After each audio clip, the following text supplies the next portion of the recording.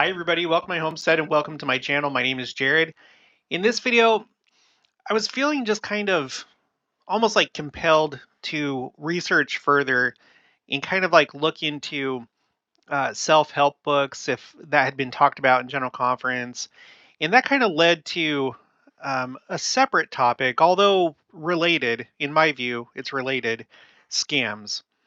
Um, get rich quick type things, which that's really what got me going, wanting to just like find all the quotes that I possibly could in general conference.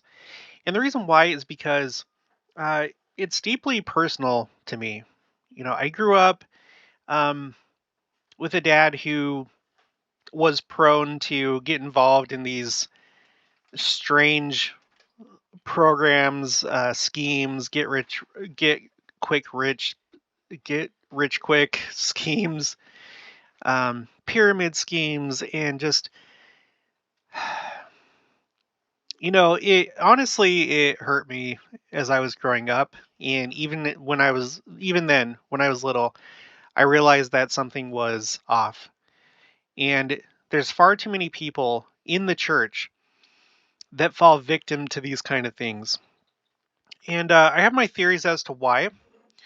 Again, when we're trying to like figure out why are so many members of the church wrapped up in schemes of any sort? Well, you can break it down into different reasons. Okay. I'm going to leave the reasons for the quotes and maybe discuss it a little bit more as we go through here. But it's just always been a very sad thing for me to witness. Like, as I've seen anybody in my life get involved with these different things, these like little weird fringe companies or schemes or whatever, through this entire time, my entire life, I've seen exactly zero people benefit from them. Or if there was any benefit, the benefit was minuscule, and there was probably more expense to it than there was benefit. So, and I'm sorry to say, but ever since I got really involved in like watching for the signs of the times before I even started this YouTube channel, I've noticed that there's this kind of mentality a lot. I feel like you can see it a lot in this community, the second coming LDS second coming watching community, where people are prone to gullibility, sensationalism, magical thinking, just not good stuff. So, first I want to read what I found for scams, and I have that as a separate entry. It's currently on row 79, and then on row 81, there's a few things that have been said about self-help books. Now, at the get-go, I'm not saying that you're a bad person. I don't think that the general authorities are either. If you go to self-help books, okay, I'm sure that there are some that are good and beneficial. It depends on the topic, but hopefully we're using our good sense in not just listening to anybody. And that's why on my channel, I like to really stick to scriptures and the prophets and apostles of our day, instead of like thinking about things and trying to like tell you what I think is best. I think it's best that we stick to them because the Lord speaks through them for our benefit, both temporally and obviously spiritually.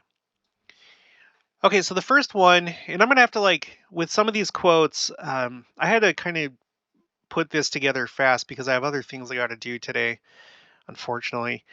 But I'm going to highlight some of this as we go. This first one is from Ezra Taft Benson. Americans are destroying America.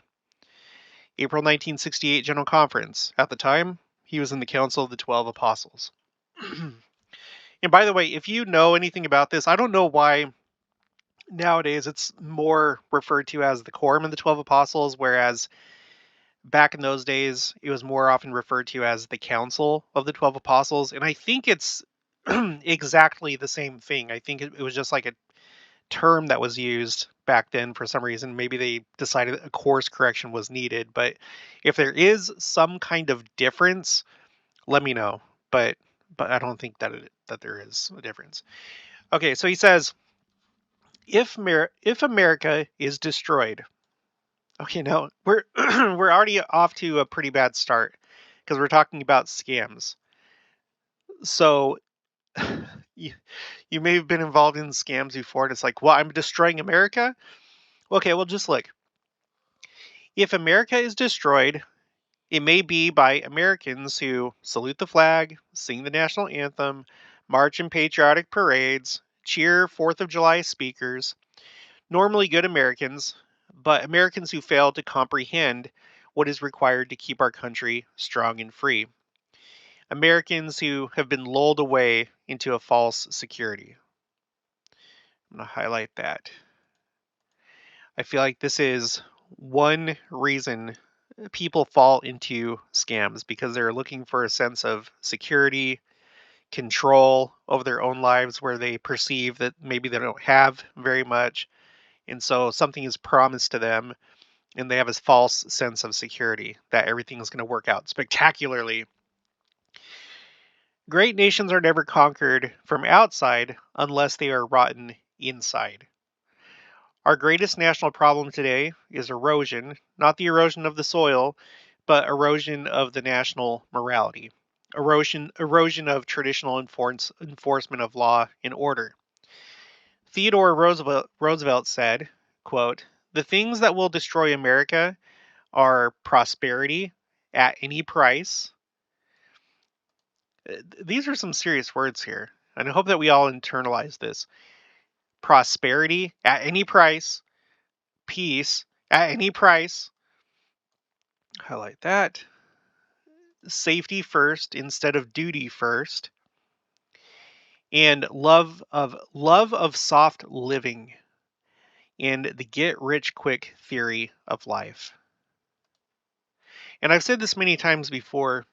I grew up in suburbia. I've seen it. I've been among these middle class, upper middle class people, and there is a lot of soft living. Whenever I go to Costco, and I'm not advocating against Costco, I love Costco, but I feel like there's kind of a culture there. There's a mindset. It's the mindset of isn't it nice that we have money and like let's just all live as comfortably as possible and buy these amazing quality products because I feel like Costco is pretty good when it comes to quality, the things that they sell. But as great as that may be, I feel like you see a lot of this soft living there, right? And I feel like America never has been as prosperity at any price, peace at any price, safety first instead of duty, and love of soft living and get rich quick. This perfectly describes us today, maybe a little bit in 1968, but especially right now, I feel like this is the case. All right, let's move on to the next one. This one's short. This is by M. Russell Ballard, Providing for Our Needs, April 1981 General Conference of the Presidency of the First Quorum of the 70. By the way, from time to time, I'll read a quote, and people will be like, well, I don't agree with that, or I wouldn't trust that person, or whatever. When it comes to General Conference, you guys, these people are speaking in front of the prophet, the first presidency, and all the Quorum of the 12 and the 70. Okay. And hopefully that General Conference talks are reviewed before they're put out. So you don't have some renegade person or not that that's ever probably going to happen, or you have somebody that may have like messed up on something. It's reviewed. So what's being put out is approved. And it's not for us to be like, well, that's wrong. No. You may not like it. It may go against what you are doing or how you think things should be. but it's being put out in front of the entire church, in front of the entire leadership of the church, and it's been reviewed first. I'm talking about general conference talks. So at this time, uh, Elder M. Russell Ballard at the time was of the presidency of the first quorum of the 70. And he simply says, as part of a bullet point list, that's why this is short, invest wisely, avoid speculations, and get rich quick schemes. Avoid them. Avoid them. You guys, I don't know about you, but any success that I've achieved in my life, material or otherwise, has been the result of hard work, uh, frequency, like a high frequency of, or in other words, many steps to get to an ultimate goal, and persistence and motivation.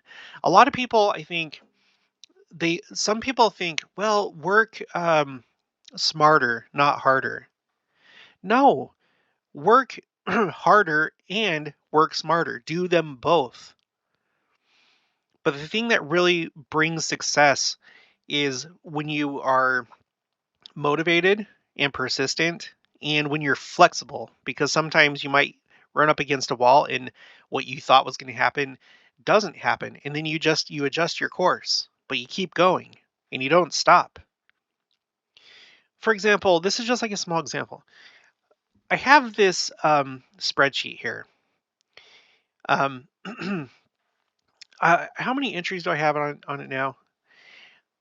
Oh, by the way, we're at 6,195 copies of the Book of Mormon that have been shared. I meant to bring this up earlier, so make sure to keep this up. Make sure to include hashtag flood in your comment or your email when you tell me how many you've shared. Okay, but I'm gonna come over here to my quotes A through Z spreadsheet in another tab. So when I first started this, I was like, oh my gosh, this is gonna take forever. Um, not really knowing what topics were going to pop up on here. But at this point, let me zoom out. It's growing pretty good. Really, really good. I have a lot of topics as of right now, July 28th, 2023. Let me zoom in so I can see. I have 101 different topics that I've found at least one quote for, and many of them have more than just one. And this wasn't the result of like quickly going through or like outsourcing it or what. It's me, myself, little by little, day by day, collecting quotes and putting it here. And it's never going to stop, unless the second coming comes and it destroys my computer. And I have this saved like I have this spreadsheet saved. I, back it up. But unless something destroys all computers, this is just going to keep getting bigger and bigger forever until I die. This is how you find success. You put in honest work, little by little, uh, persistent, motivation, and honest work. Not trying to find shortcuts. It's okay to like have shortcuts, but you do the real deal. Okay, that's how success comes. It's not get rich quick. Okay, let's just move on. Okay, so this is from Marvin J. Ashton. Give with wisdom that they may receive with dignity. October 1981 General Conference of the Quorum of the 12 Apostles. In today's marketplace, yes, in your own neighborhood, town, and cities, scheming, deceiving promoters are making available to gullible purchasers all kinds of enticing offers. Let's highlight that. Scheming, deceiving promoters are making available to gullible purchasers all kinds of enticing offers. Let's remind ourselves what gullible means. Let's go down to vocabulary, go down to gullible. In Merriam-Webster, easily duped or cheated.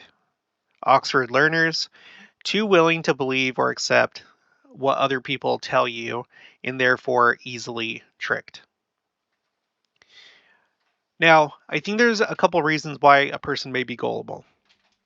Either one, and I'm just going to be honest, you're not very smart, and that's okay. But you have to look at yourself and be like, okay, why am I not very smart? Be like, oh, it's because I don't spend very much time trying to learn. I'm not very observant of life around me. I indulge too much in the pleasures of life instead of trying to better myself. I don't exercise logic in logical thinking enough. So if you're dumb, that's okay because you can always learn. You have the rest of your life to learn. And that's something that you can start right now. And just like what I said earlier, it's something that you do little by little. You just stay persistent and you just do what you need to do. Another reason why someone might be gullible, and this comes back to narcissism. If you study narcissism in psychology, there's a certain class of people. I'm just going to refer to them as narcissists, but it can apply to other things too, psychopaths and these cluster B personalities. They're prone to have magical thinking, and the theory behind that is too deep for me to go into here.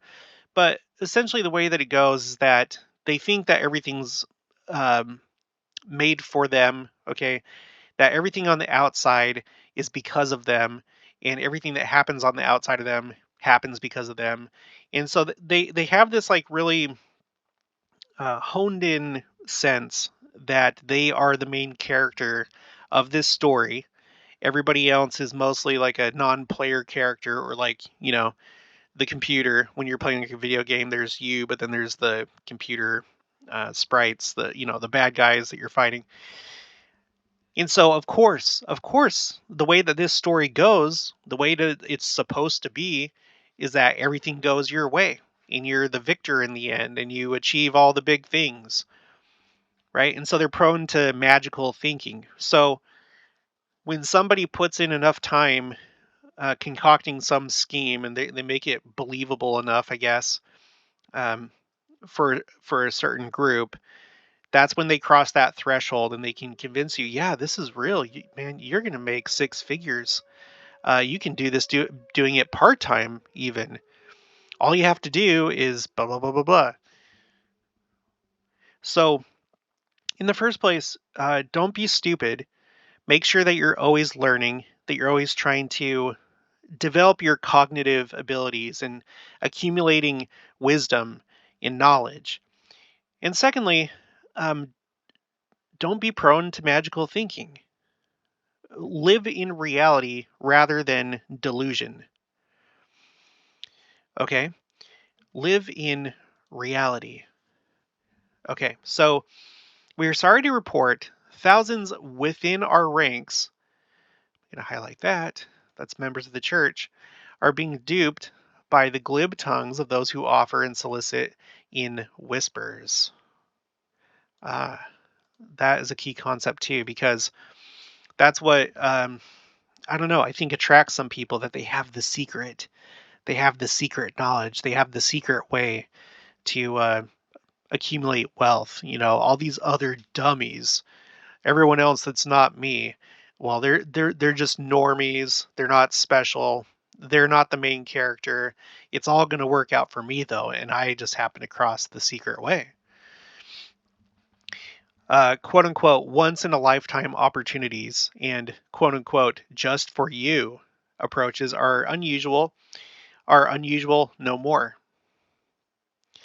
See, this is the type of stuff that a magical thinker um, loves to hear and believes in.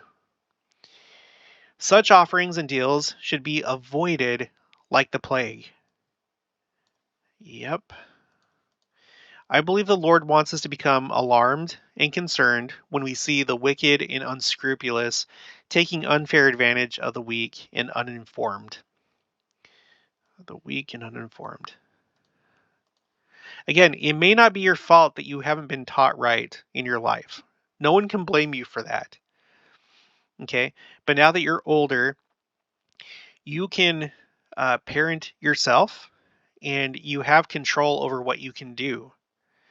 You can put down the video game controller, the TV controller, and go learn. Go do things that have real value that will teach you, right?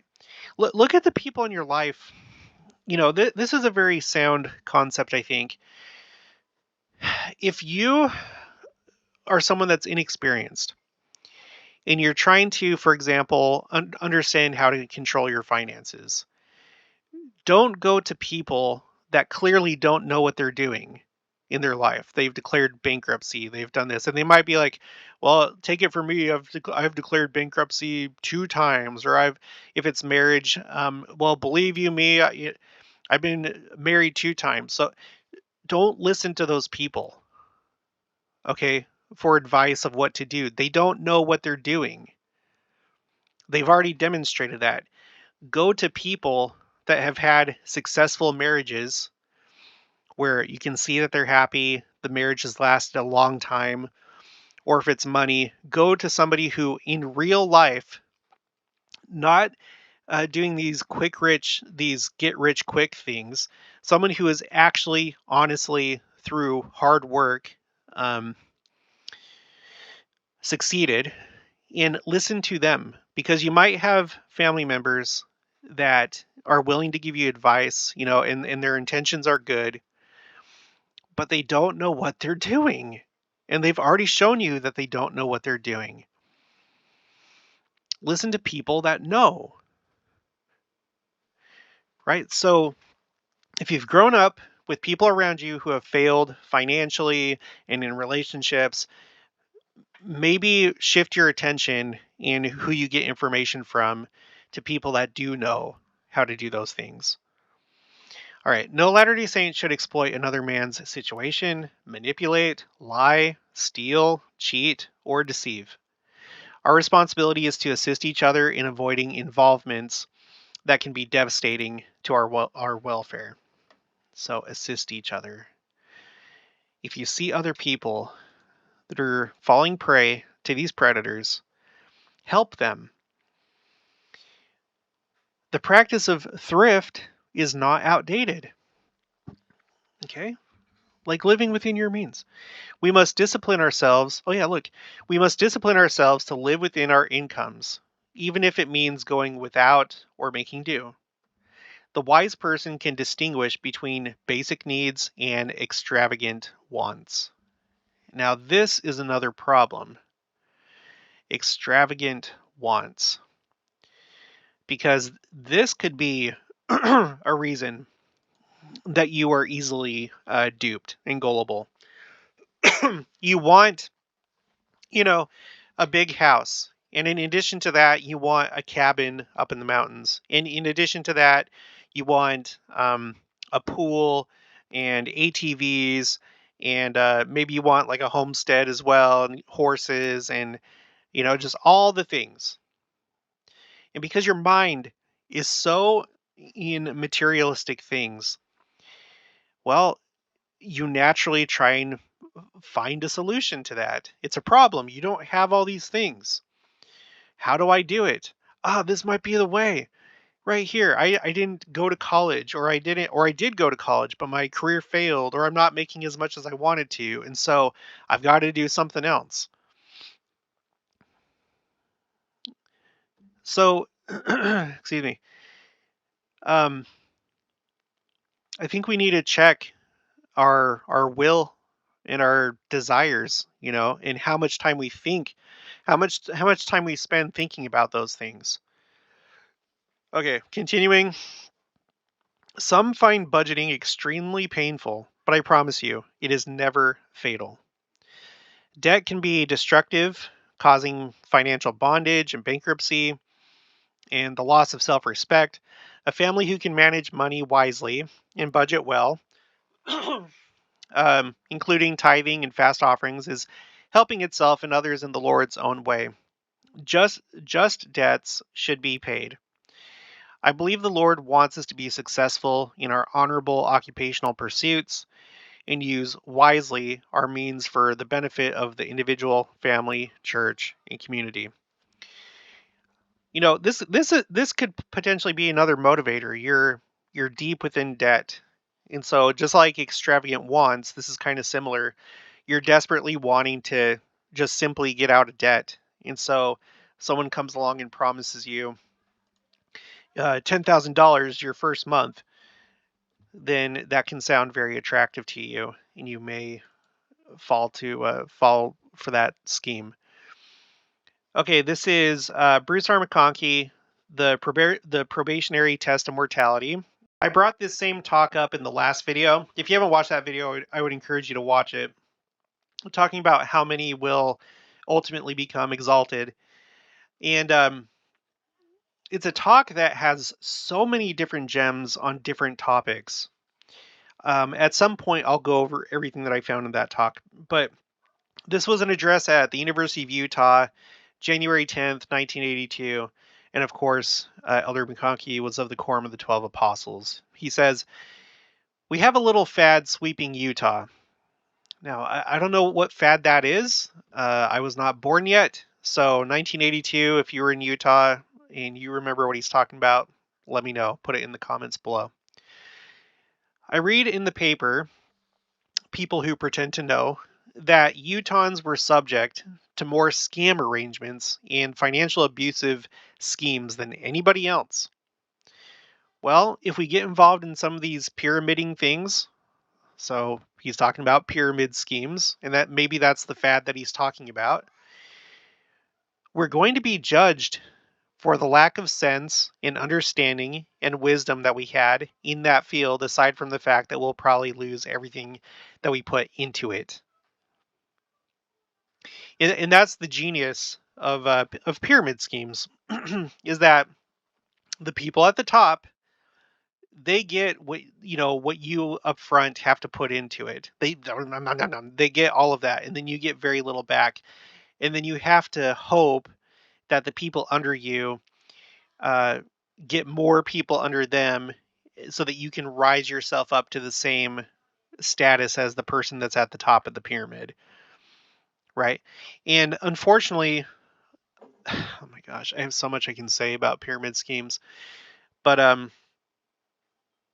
it's this horrible business model where people who think in magical terms that they'll become rich, and some people, you know, do get up there, but it's usually through sales.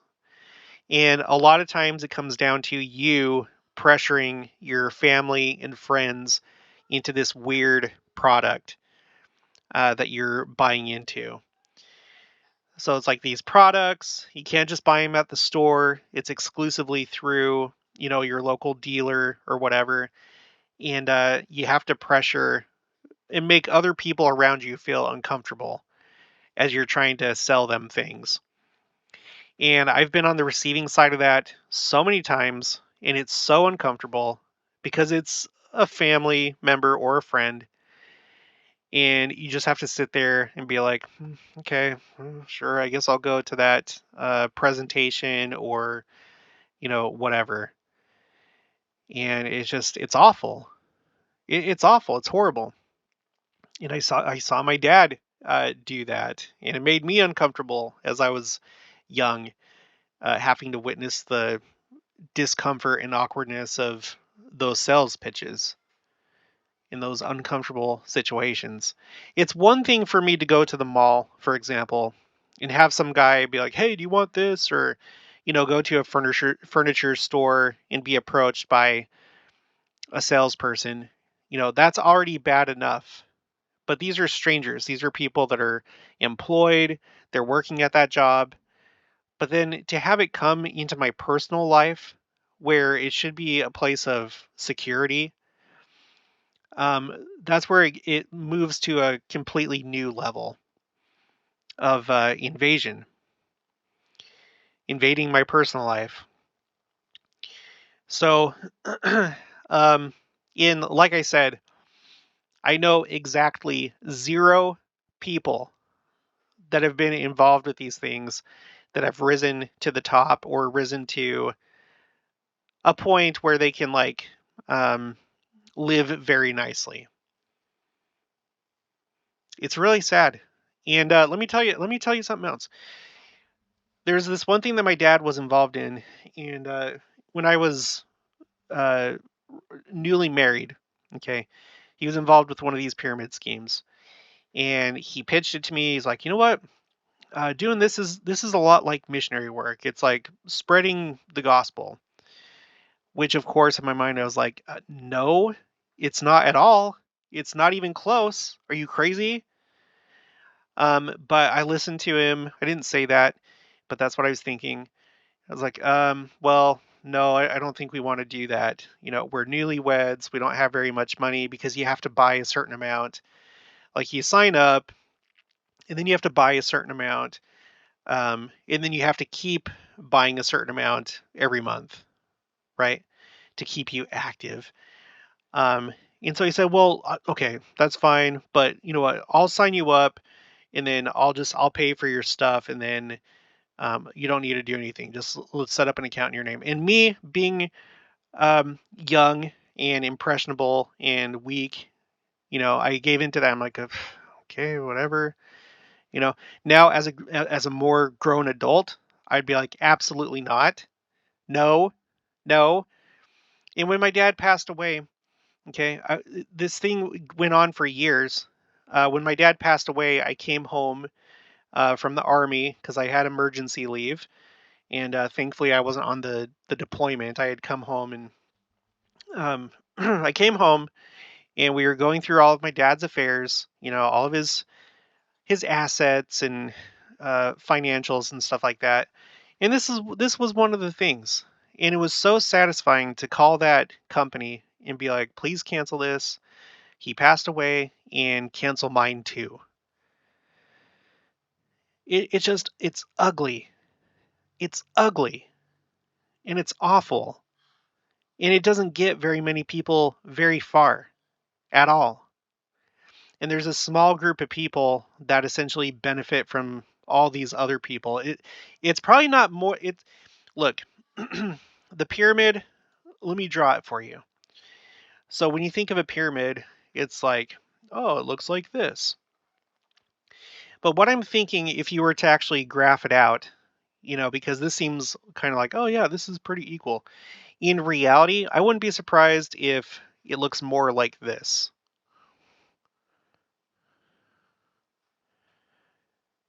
Meaning that there's just this small group right here, and then the vast majority are just basically giving money to these people up here. It's not like this at all, I don't think, from what I've witnessed. If it was such a miracle and if it was so great, then you would see a lot more people with a lot more success saying, "Oh yeah, this is what I do for a job, and I hardly even have to work now. It just works for itself. It's all the people under me. I don't have to do anything." I've never seen that.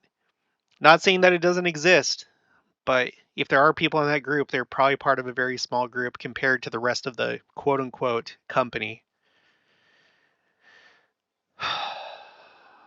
So, Elder Iron or Elder McConkie. Well, if we get involved in some of these pyramiding things, we're going to be judged for the lack of sense and understanding and wisdom that we had in that field, aside from the fact that we'll probably lose everything that we put into it. And some people, I already know people are going to push back on this, and they're going to go against what these prophets and apostles are saying. There's so many times, like on my videos, where I'll be quoting directly from prophets, apostles, general authorities, and they argue me as though I'm the one saying these things, and I'm not. This is what I base my beliefs on. I base my beliefs on the scriptures. I base my beliefs on the words of the prophets and apostles. And so I'm sharing these word for word and showing you many, many, many, many, many examples. And yet people still will like argue with me. You're not arguing with me. You're arguing with them. You know, tell Bruce R. McConkie that about pyramid schemes, or M. Russell Ballard, or any of the rest of them. And if you're arguing against prophets and apostles, I think that's where you need to maybe stop and re-examine your beliefs. on whatever the topic is. Okay, the next one, this one's longer, but it's very good. Marvin J. Ashton, There Is No Harm, April 1982 General Conference of the Quorum of the 12 Apostles. There must have been something big that happened in 1982 or in the 80s, because a lot of these talks are from the 80s. Okay, how do we become victims of dishonesty? There are many ways. Let us examine a few. A potent statement from Isaiah sheds light on one reason. Yea, they are greedy dogs, which can never have enough, and they are shepherds that cannot understand. They all look to their own way, everyone for his gain, for his quarter. That is pretty sharp. That is it's pretty intense. So, which can never have enough. This is like the idea that the world is not enough. And I'll tell you this. I have seen many cases of people that have done well financially, and done well financially the right way. You know, actually through a career, or a business, building up a business, whatever.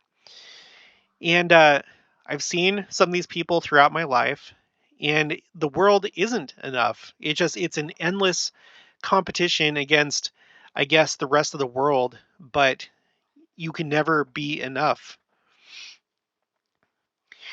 And I'm sure that you've seen it too. You know, it's awful. It's awful. It's awful. So, but before that, before can never have enough, it says greedy, greedy. Um, okay, greed can make a person both dishonest and gullible. Oh, so that's one reason that you could become gullible. But that we've kind of already talked about that. When you have grandiose fantasies, you've set up a castle in the sky.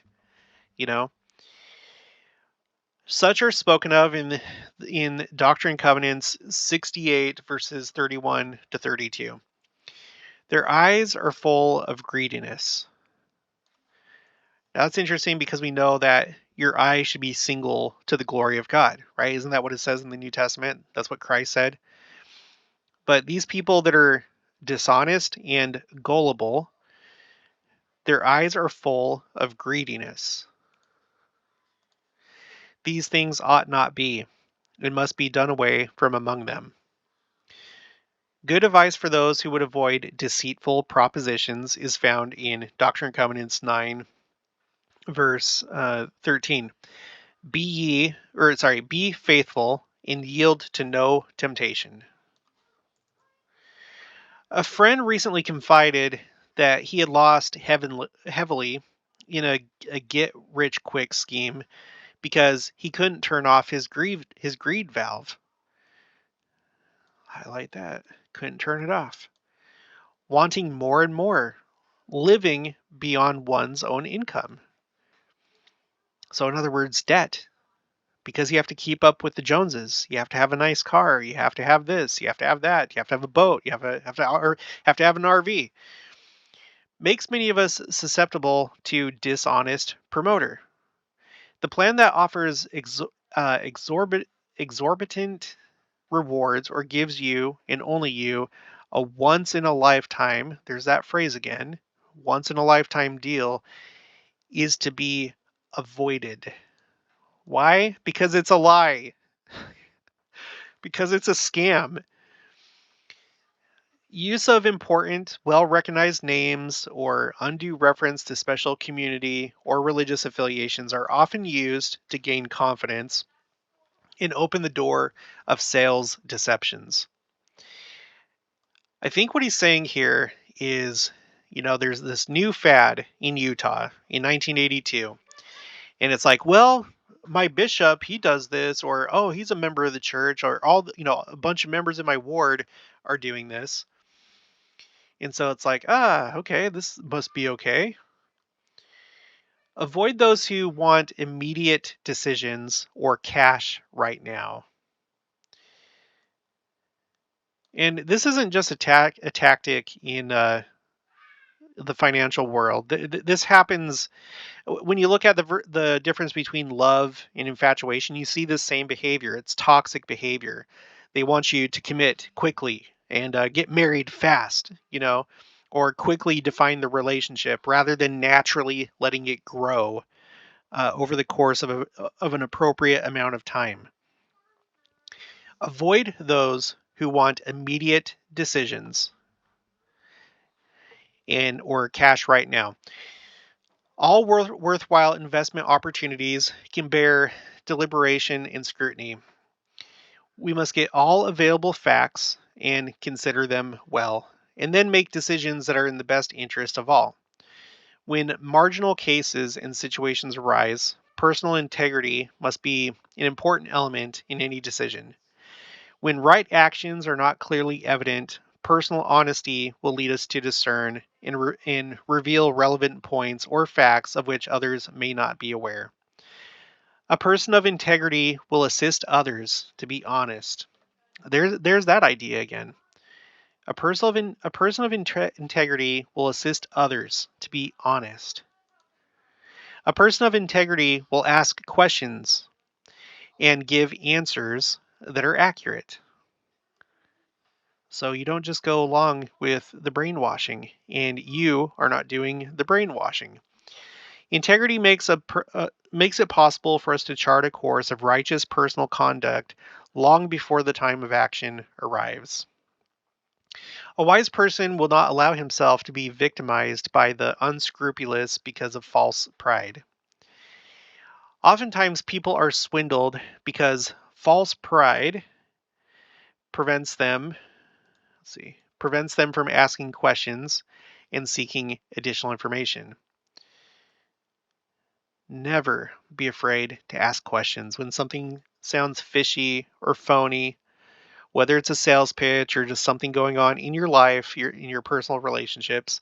Ask, get all the facts, and they'll probably get mad at you. And you know why? It's because they're trying to take advantage of you. So just expect that.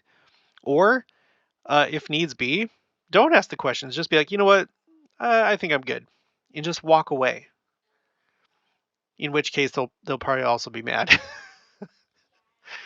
For fear of embarrassment or being thought ignorant, a prospect oftentimes nods his head in the affirmative when he doesn't really understand the glib salesman line or chatter. What does that mean? What are the risks? What are the pitfalls? What is the history of the company? What references do you have? Are questions worthy of pursuit? When promoters carelessly use simple but elusive words such as hedge, shelter, exempt, annuity, umbrella, tax-free, insulated, and deferrable, the buyer had better be aware. Okay. If prudent decisions cannot be reached on the basis of one's own expertise, advice should be sought from knowledgeable and trusted counselors. That's just like what I was talking about earlier. Go to people who actually know what they're talking about, that have demonstrated over a long course of time that they know what they're talking about. Not somebody who just recently got a degree and they're brand new to it. Um, Go to people that really know what they're talking about, right? If it's beyond you, right? If it cannot be reached by on the basis of one's own expertise. So if you are not an expert in whatever's being proposed to you and you don't understand what's going on and you're just nodding your head like, "Oh yeah, yeah." Go to someone who knows better. Offers that cannot wait or stand review are not worthy.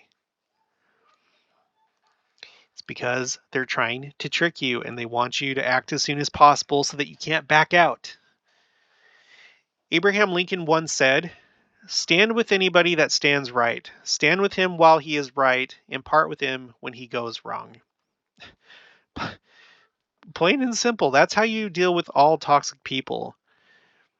You walk away, to varying degrees. You don't have to completely cut a person off, but if they're toxic, they're trying to take advantage of you, they're a predator, then you can limit your contact with them so that you're no longer the prey.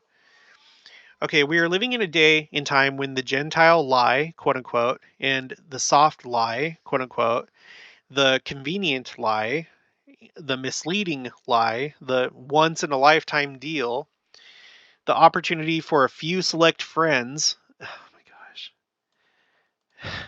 How do people not see through this? It's because they're blinded by themselves. Are being vigorously advocated and promoted. Designing promoters of questionable schemes have and will continue to prey on the gullible. Don't be gullible, you guys. Fortunately or unfortunately, the business climate is always good for those who have a deal to promote. In times of recession or depression, unwise debt is encouraged by promoters who would give us the opportunity to supplement our adequate means. During periods of prosperity and plenty, some try to convince us that then is the time to borrow, speculate, and move up to higher levels of living by riding the waves of a guaranteed prosperous tomorrow. How often do we hear, I would have made it big if the economy had not slowed down? History should have taught all of us that there's enough risk and uncertainty in normal or conservative investments to cause the cautious to rebel at the exorbitant returns offered by those who would have us, quote unquote, bet on the come. More often than not, those who can least afford to go into debt to provide funds to scheming money managers are those hurt the most when the day of final accounting arrives. It is true, getting into debt is a tanglesome web. You see that? And this is something I've seen quite a bit, and I saw it with my own dad. Those who can least afford to go into debt provide funds for scheming money managers. Do not allow yourself to descend into desperation, which leads you to the point where you look for miraculous means of deliverance. You, this is why when you're trying to get a security clearance, like in the military or law enforcement or whatever, when you're trying to get a security clearance, they check your financials. They do a credit report check to see, are you somebody that's in debt? Because guess what? You are more prone to give up secrets because someone will come to you and be like, hey, I'll wipe out all your debt. Here, I'll give you, $100,000. Just get us this technical manual or tell us what was said in that meeting or whatever. Right? It's the same thing. The same people that commit espionage. And I'm not saying that you would necessarily do this because even, okay, I'm not, okay, you know what I'm saying? There are people, this is a tactic in the spy world, in the world of espionage. This is a tactic in the financial world with people that know that there's desperate people out there. And if they promise them the world, they can get them to give up their money. Samuel Johnson also said, quote, do not accustom yourself to consider debt only as an inconvenience. You will find it a calamity. End quote. We encourage all to avoid going into debt for speculation purposes. And I think what he means by that is when you start a business, for example, that would be a reasonable situation in which to get into debt. All businesses have to, well, I'm not going to say all, but a lot of them have to go and get a loan in order to get the capital that they need to start a business, to start things up, right? To purchase the assets that are needed in order to start a business. So, but in this case, going into debt on like a weird thing that somebody is proposing to you, not a good idea. Okay. When you're starting a business, you have complete control of your actions and you make the executive decisions, right? And that's not a guarantee that your business is going to succeed. It depends on the market, it depends on a lot of different factors, but you're the one that's making the decisions. Whereas with a scheming organization, it's like, well, give us this, and then, we're just going to kind of trick you out of your money, where you don't really have much decision once that money leaves your hands. A proper balance in our money management skills should be the continuing goal of all who would be free of financial bondage. President N. Russell Tanner wisely suggests, quote, "The choice to serve God worthily made does not necessarily preclude a home or sufficient money or income or things of this world which bring joy and happiness, but it does require that we must not turn away from God and the teachings of Jesus Christ while in pursuit of our temporal needs." He says needs, not wants. End quote. It should be the goal of every Latter-day Saint to become the kind of person of whom it can be said, "His word is his bond." In all of our words and deeds, we should ask ourselves, is it right? Is it true? Not, is it expedient, satisfactory, convenient, or profitable? Just, is it right? The wise will consider what is right. The greedy, what will it pay? That is a great thing right there. Sometimes investment promoters, because of the pressures of pending financial reverses and tragedy, scramble and use devious delay tactics while they struggle for survival. Honesty will be compromised by some when failure lurks. People with integrity will stand true and firm in success or disaster. Okay, later in the talk he says, if a lie is any communication given to another with the intent to deceive, we will all do well to seek God's constant help in understanding and finding the truth. People of integrity will neither foster, nourish, embrace, nor share the lie. People of wisdom will not let greed, fear, or the desire for quick riches, there it is, lead them into snares of the dishonest and unscrupulous who prey on the gullible in order to maneuver from them valuable possessions. May we constantly remind ourselves to seek not for riches, but for wisdom. And behold, the mysteries of God shall be unfolded unto you, and then shall you be made rich. Behold, he that hath eternal life is rich. Yep, that is true wealth. Eternal life in living correct principles. I'm gonna skip over this one. Otherwise, it's probably gonna go too long. It's by the same person, by Elder Marvin J. Ashton of the Quorum of the 12. I'm gonna move on. Okay, this is from Elder Joseph B. Worthland. Patience, a Key to Happiness, April 1987 General Conference, and he's of the Quorum of the 12. I advise you to be patient in financial matters. Patient. So not acting quickly, irrationally. Avoid rash or hurried financial decisions. Such decisions require patience and study. Get rich quick schemes seldom work. Point blank period.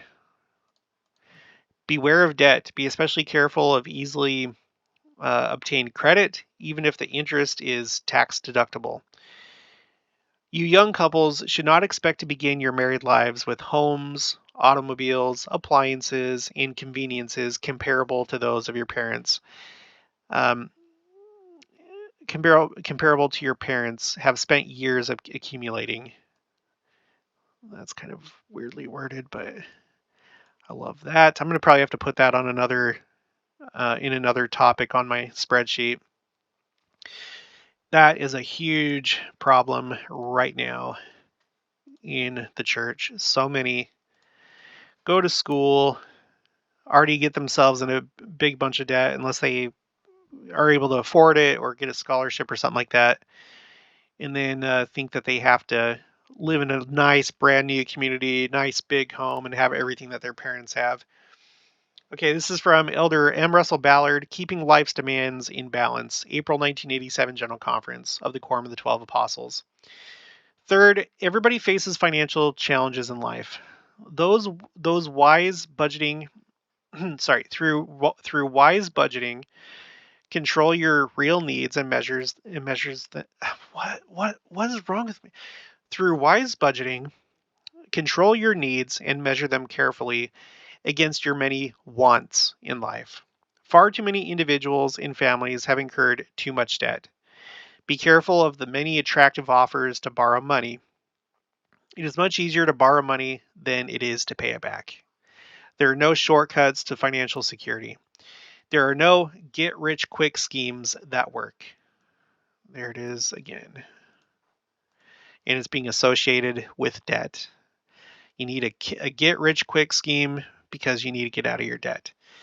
Perhaps none need the principle of balance in their lives more than those who are driven toward accumulating things in this world. I'm going to highlight that. So the materially minded. Do not trust your money to others without thorough evaluation of any proposed investment. That's what we just read in the recent talk. Our people have lost far too much money by trusting their assets to others. In my judgment, we will never have balance in our lives unless our finances are securely under control. The prophet Jacob said to his people, "Wherefore do not spend money for that which is of no worth, nor your labor for that which cannot satisfy. Hearken diligently unto me, and remember the words which I have spoken, and come unto the Holy One of Israel, and feast upon that which perisheth not. Neither can be corrupted, and let your soul delight in fatness." Okay. My brothers and sisters, remember to always pay a full tithing. All right. And again, I've told this story before, but in that same, this is kind of a continuation of what I was saying before when my dad passed away. As we were going through that process of wrapping up managing his affairs after he passed away, I was stunned how he had spent all this time accumulating all these different things, collections, and he was a big computer person because he was a software engineer. He worked for the church at the time that he died. And, just all this stuff, all of his toys, collections, his gadgets, even his Tahoe and stuff like that, which was in really good condition.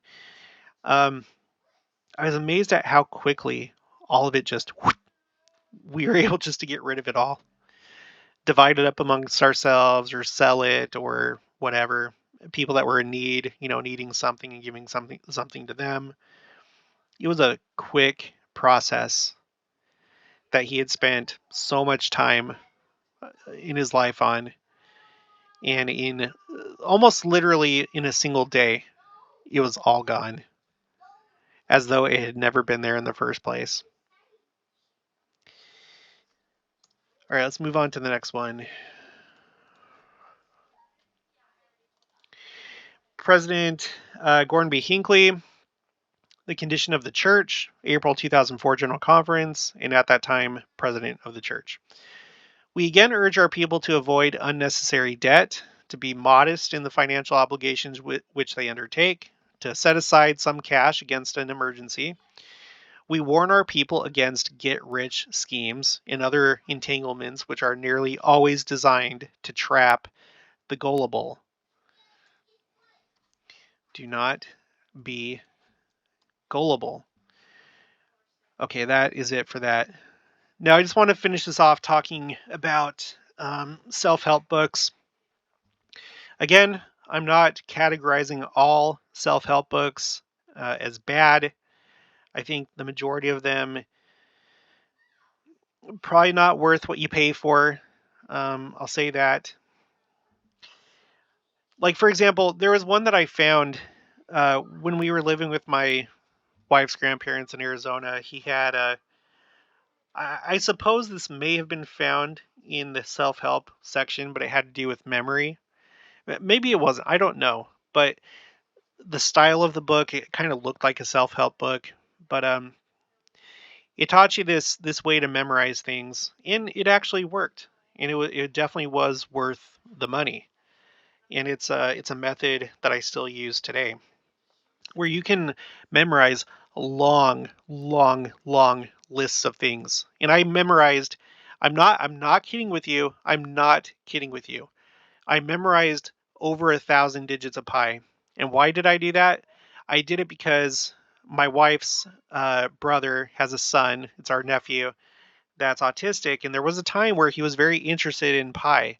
And by the time I had memorized all those digits, he didn't care anymore. He wasn't impressed. Well, I said it to him over the phone, but he's like, "I don't believe you. I want to like, are you reading from something?" He didn't believe me. I actually did it, but there are other ones that it's like it's like some of the people that are susceptible to these schemes a lot of times are the same people that create the schemes. Okay, you get that?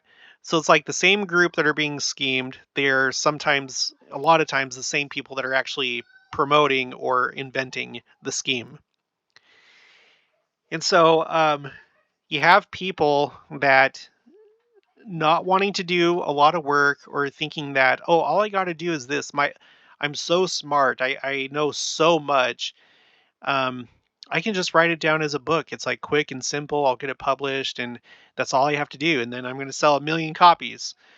You know, I've seen a lot of that kind of behavior. People overvaluing their knowledge, um, or what they have to offer. Um, anyway, so let's just get into what's said about self-help books. Okay, this is from Elder Dieter F. Uchtdorf. Happiness, your heritage. October 2008 General Conference. So it's pretty recent. At the time, he was second counselor in the first presidency. As we lift others, we rise a little higher ourselves. President Spencer W. Kimball taught, quote, "The more we serve our fellow men in appropriate ways, the more substance there is to our souls." End quote. President Gordon B. Hinckley believed in the healing power of service. After the death of his wife, he provided a great example to the church in the way he immersed himself in work and in serving others. It is told that President Hinckley remarked to one woman who recently lost her husband, quote, "Work will cure your grief. Serve others." End quote. These are profound words. Uh, as we lose ourselves in the service of others, we discover our own lives and our own happiness. President Lorenzo Snow expressed a similar thought, quote, "When you find yourselves a little gloomy, look around you and find somebody that is in a worse plight than yourself. Go to them and find out what the trouble is. Then try to remove it with the wisdom which the Lord bestowed upon you. And the first thing you know, your gloom is gone. You feel right. The Spirit of the Lord is upon you, and everything seems illuminated." End quote. In today's world of pop psychology, junk TV, and feel good self help manuals, this advice may seem counterintuitive. We are sometimes told that the answer to our ills is to look inward, to indulge ourselves.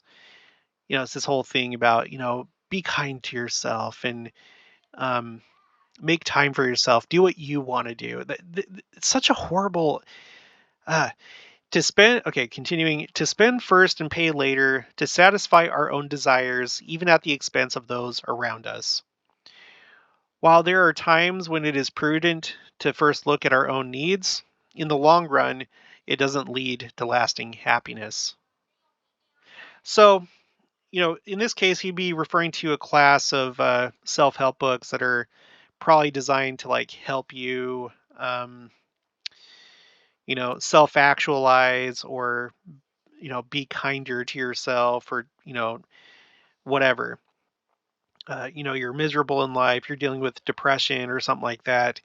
And the answer isn't, oh, go to a spa and get a massage and then go do yoga and put your hands in a praying position and stand on your head with other people doing the same thing in a circle around you. It's not so much that's going to help you as living the gospel and being Christ-like and serving others rather than focusing on yourself.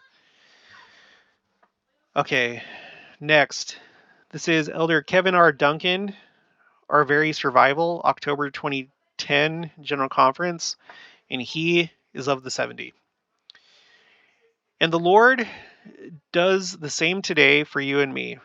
This world is full of so many self-help books, so many self-proclaimed experts, so many theorists, educators, and philosophers who have advice and counsel to give on any and all subjects.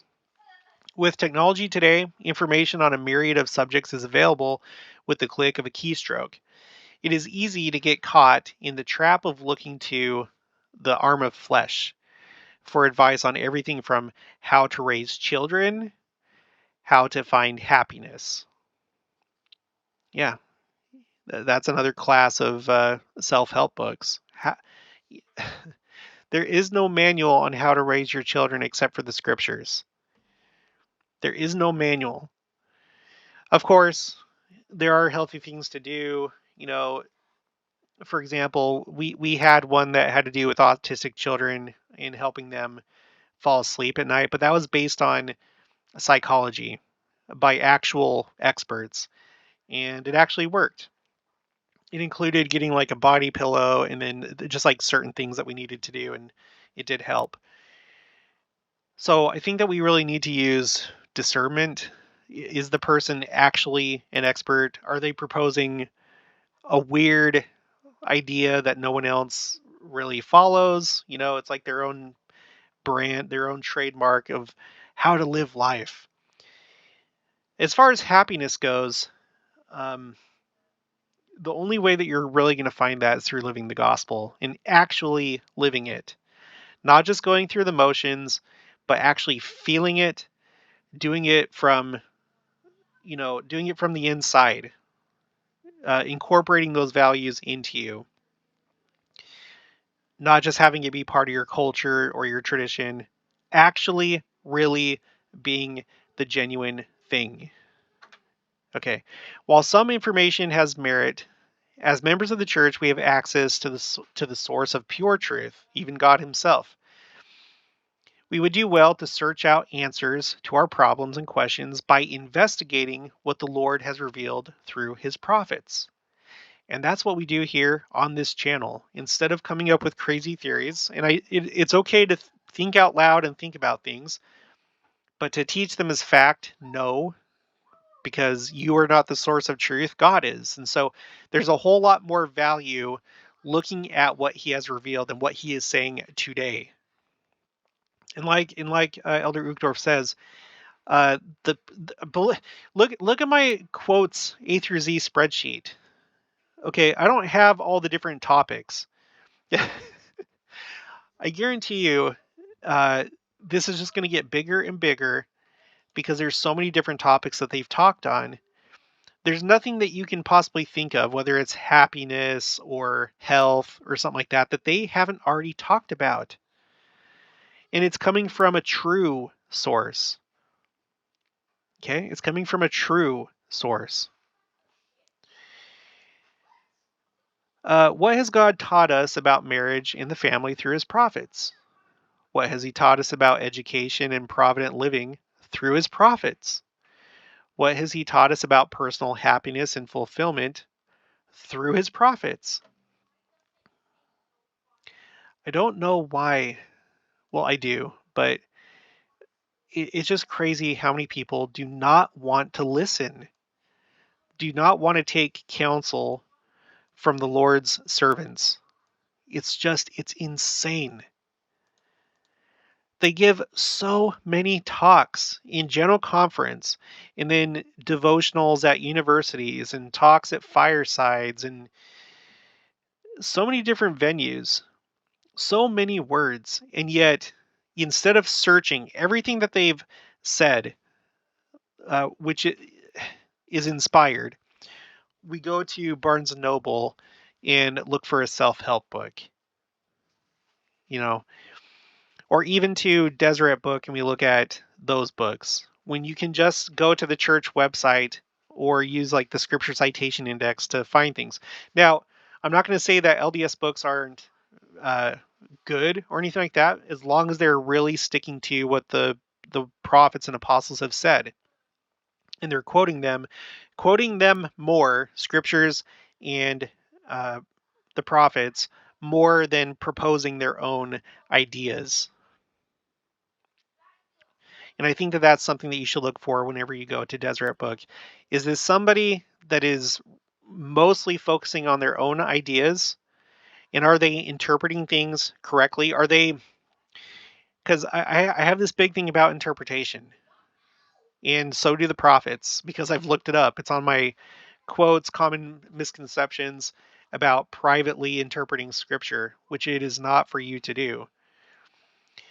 You read the scriptures, you're inspired by them, but when it comes to like a prophecy or a concept or a principle, it's not for you to look at the scripture and be like, oh, this means da da da da da. No, that falls within the realm of the doctrine of the church and what has been revealed to the prophets, and they're the ones that um, interpret scripture. And I have quote after quote after quote after quote. The scriptures say it. Prophets have said it. Harold B. Lee, Stephen L. Richards, Bruce R. McConkie, LeGrand Richards. I have a new one from Bruce R. McConkie. In fact, it's from the same time. Oh, no, this is from, this is from a BYU devotional, but it's also in 1982. He says, the proper course for all of us is to stay in the mainstream of the church. This is the Lord's church, and it is led by the spirit of inspiration, and the practice of the church constitutes the interpretation of the scripture. So that falls within the realm of the leadership of the church. Here we go. Russell M. Nelson, when he was in the Quorum of the 12, I'm just going to read this. Okay, let me read this. As any good thing can be misused, a word of warning may be appropriate. The scriptures don't have the answers to every question. Many important truths have yet to be revealed. Preoccupation with the so-called mysteries should be avoided. Beware also of private interpretation. Look to the living prophets and official policies for interpretation. And there's so many people that struggle with that. They want to come up with reality in and of themselves as though they know the mind of the Lord, and they don't. Okay. With the same technology today, we have at our fingertips. With the same technology today, we have at our fingertips access to the words of the prophets on nearly every subject. Okay, we've already read this part. Okay. What the prophets teach may to some seem outdated, unpopular, or even impossible. And that's another thing. I think the self-help books, sometimes they go through trends and fads and, oh, this is up to date, this is the latest, whatever. Let me read this again. What the prophets teach may, to some, seem outdated, unpopular, or even impossible. But God is a God of order and has established a system whereby we may know his will.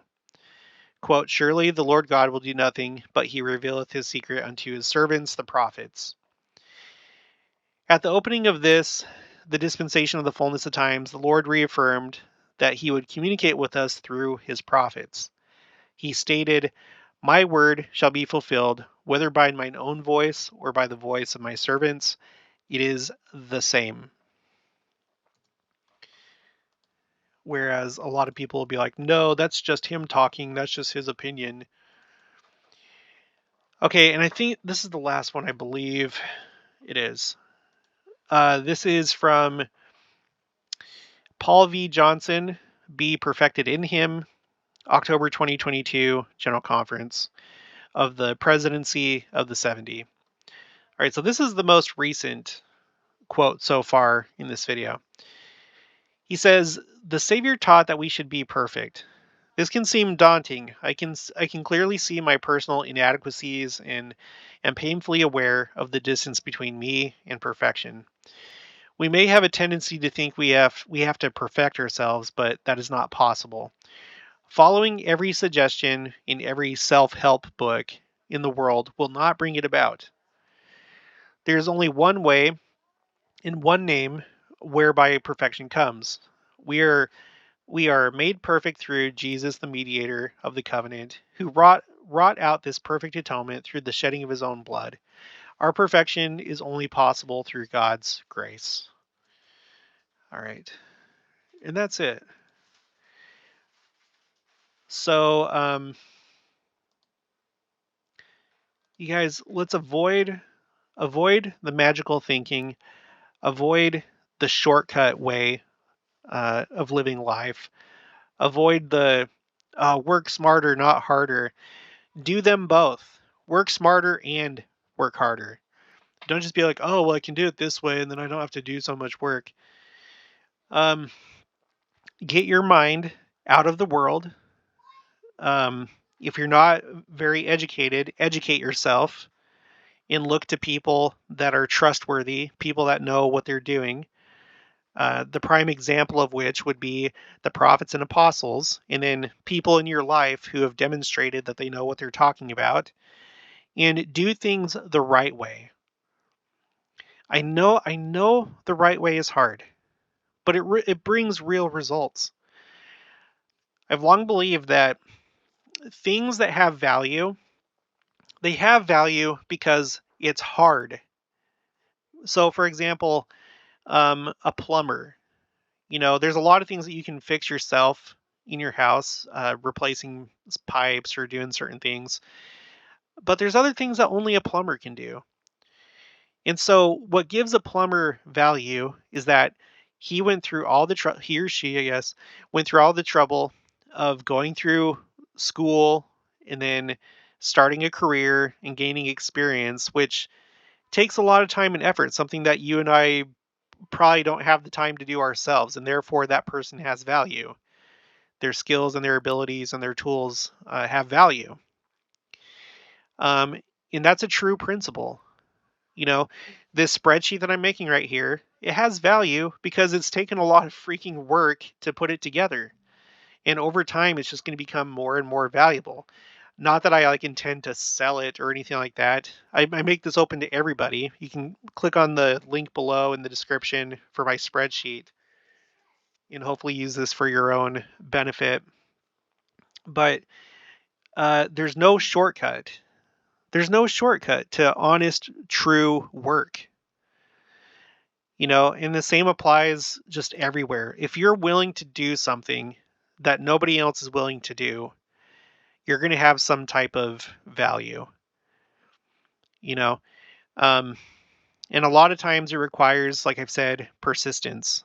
There's so many things that I do on this channel that are so monotonous. They're just so monotonous, searching for things and uh, standardizing all the sources and going through the highlights, and it just takes so much time, and it's so many different little steps, but it's what brings it value because other people don't have the time or the will or the uh, that ability to persist. So you do something that other people aren't willing to do. And usually it's sucky things. That's why other people don't want to do it because it sucks. But it's lasting. It's lasting and it's true. And I think that you should apply that to all aspects of your life, whether it's changing your diet, whether it's exercise, whether it's financial things or projects or parenting or whatever. Stick to things that are tried and true, and don't look to these, oh, this is the easy way. And not only is it easy, but it's going to pay off even more than what all the rest of you sheep are doing. You're being duped. You're being tricked. Okay, well, that's going to be it for this one. If you haven't already, please make sure to subscribe, like this video if you liked it, leave your thoughts and opinions down in the comments below. Also, make sure to share it. Please share this with anybody that's involved in a scam, a scheme, some weird program that's essentially just taking advantage of them, and hopefully it'll help. And I'll talk to you guys later.